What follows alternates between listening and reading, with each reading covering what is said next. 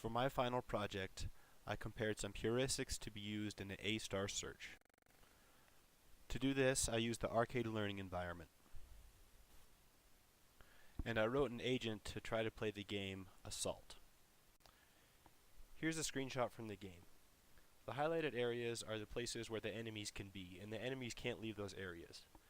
This is good because it means that I have to search fewer pixels in order to count the enemies and the number of lives, for example, and the gun temperature. And to guide the agent to victory, I'm going to use A-star.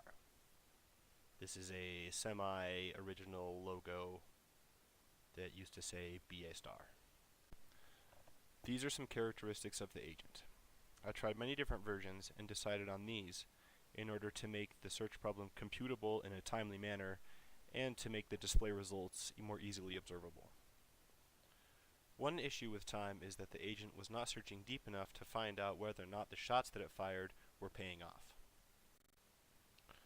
So in order to avoid expanding all the nodes of a deeper search, I decided to try a kill test, where I peek down one path of the tree to see if a kill results from that action, and then I'll apply an arbitrarily low cost to that action.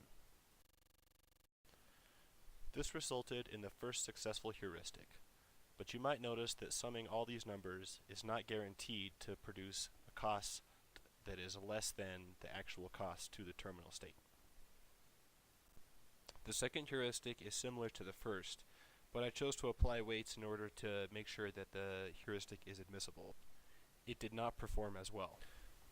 This heuristic is what I think is the maximum heuristic that guarantees admissibility, and it didn't work in the beginning because the search wasn't going deep enough to let the agent know whether or not the shots were paying off.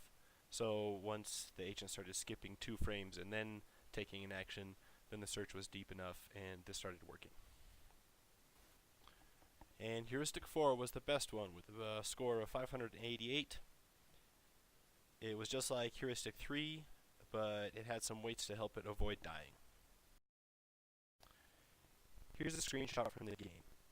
The highlighted areas are the places where the enemies can be, and the enemies can't leave those areas. This is good because it means that I have to search fewer pixels in order to count the enemies and the number of lives, for example, and the gun temperature.